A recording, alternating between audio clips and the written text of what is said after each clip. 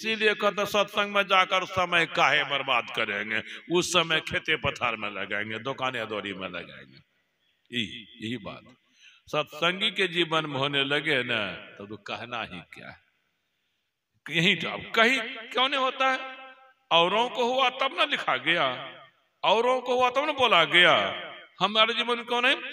तो हम गलती जैसे कि वैज्ञानिक बोले दो आयतन हाइड्रोजन लो, एक आयतन ऑक्सीजन लो, पानी बन जाएगा, हम कर दिए 2.25 और 1.25, इसलिए हुआ।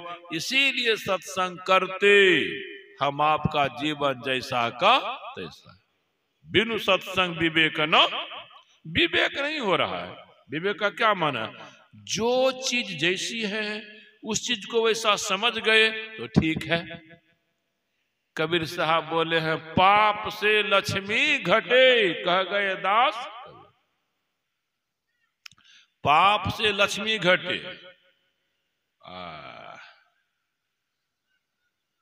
तेज नारायण बाबा कह रहे थे सुत दारायरु लक्ष्मी, पापी क्या भी तो हुए मन बढ़ ले, दोनों में मेल होना चाहिए। कबीर साहब कहते हैं पाप से लक्ष्मी घटे, तो गोस्वामी जी कहते हैं पाप से लक्ष्मी बढ़े। जितने वैज्ञानिक हुए सब हजारों वैज्ञानिक एक बात कहे हैं, 2 आयतन हाइड्रोजन, 1 आयतन ऑक्सीजन से पानी बनेगा। यहाँ कबीर साहब कहते हैं कुछ, गोस्वामी जी कहते हैं क्या दोनों में मेल नहीं है क्या? अरे दोनों में 1 नंबर मेल है। जो कहते हैं कबीर साहब वही गोस्वामी जी, जो कहते हैं गोस्वामी जी वही कबीर साहब। यहाँ क्या माने है? माने जानना चाहिए। सुत दारा अरु लक्ष्मी, पापी के घर भी हो। जब पाप का फली तो पुत्र है, नहीं बढ़िया पाप का फली क्या कहा जाए? लक्ष्मी का घटना है, दुख है। तो पुण्य के फल में बेटा आता है, बढ़िया बेटा। पुण्य के फल में बढ़िया पत्नी आती है, अब पुण्य के फल में धन आता है। लेकिन बेटा बेटी में दोनों तरह के, कोई बेटा माँ बाप को सताता भी है, दुखाता भी है, और कोई बेटा सरवन की तरह सब कुछ करता है।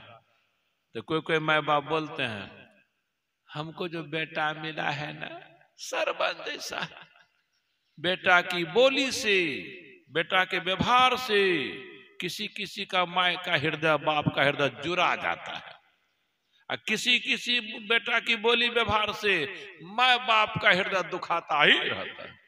तो बेटा से सुख की दुख, जब बेटा की बोली व्यवहार से दुख हो तो माँ बाप समझ ले हमारा पूर्व जन्म का कोई पाप ही बेटा बन के आया है, दुख दे रहा है।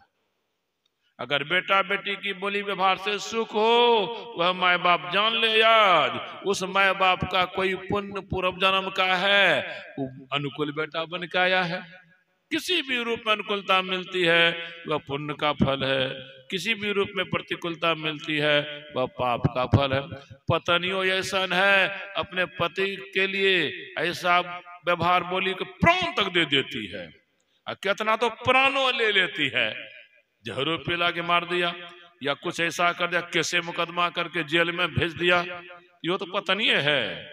जो पत्नी परेशान करे किसी न किसी रूप में, समझ जाइए हे पति आपका कोई पाप इसी रूप में थाप लगा। जो पत्नी आपके लिए प्राण दे समझ आपका पुण्य इसी रूप में आपको दिन बढ़िया दिखा रहा। सब खेल पुण्य पाप का होता है, माध्यम जो बन जाए संसार में, माध्यम जो बन जाए।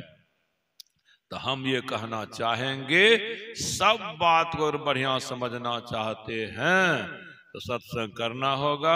लेकिन वही बात हम बोले ना कि सत्संग आज 10 बरस से कर है, 20 बरस से कर है, जब सभी काम बिगड़े नहीं बने, सभी दुख नहीं भागे, सभी सुख नहीं हुए, इसका मतलब लोगों को लगने लग जाता। अभी विद्या बुद्धि वाले लोग हैं ना, पहले तो सीधे साधे होते थे, नहीं पढ़े लिखे होते थे।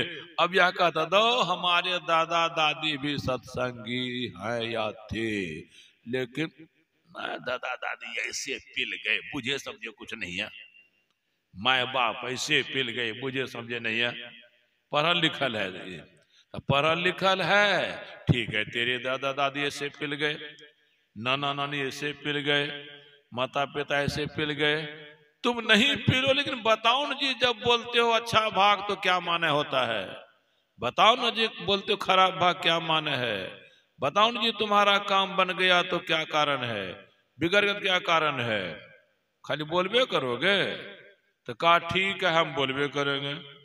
आप सत्संगी के घर में दिखाइए, वो कहेंगे हमको बाबा को आप प्रवचन किए ना बाबा, अभी हम प्रवचन किए, तो हमसे आकर पूछेंगे पंडाल में जितने सत्संगी थे किनके किनके बिगड़े काम बने, किनका किनका दुर्दिन गया, किनको किनको सुदिन आया, तो कहेंगे नहीं, बस यही प्रभाव जो है ना, इसी प्रभाव से लोग फिर सत्संग में आना नहीं चाहते हैं, और सत्संगियों नहीं आना चाहते हैं। वो क्या कहते हैं, हो बाबा का सुने थे, ग्रंथ में पढ़े थे, सत्संग करने से सभी सुख मिलते हैं, सभी दुख खत्म होते हैं, सत्संग करने से सभी बिगड़े काम बनते हैं, बने काम नहीं बिगड़ा, इसीलिए हम सत्संगी बने थे।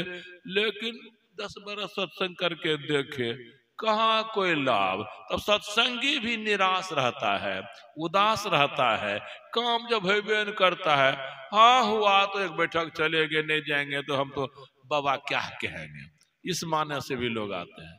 सत्संग से समझ बूझ होती है।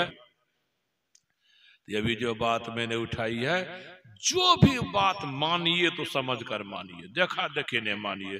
देखा देखे मानिएगा ना, जब खराब दिन आएगा ना उसमें पिछड़ जाइएगा, और समझ कर मानिएगा तब देखिएगा। तो फिर अगली बैठक में उसमें और खुलासा करूंगा, और समझिएगा, और फिर ठीक से चलिएगा, संत की वाणी साफ हो जाएगी, सच है, ऋषि की वाणी साफ हो जाएगी, सच है। श्री सद्गुरु महाराज की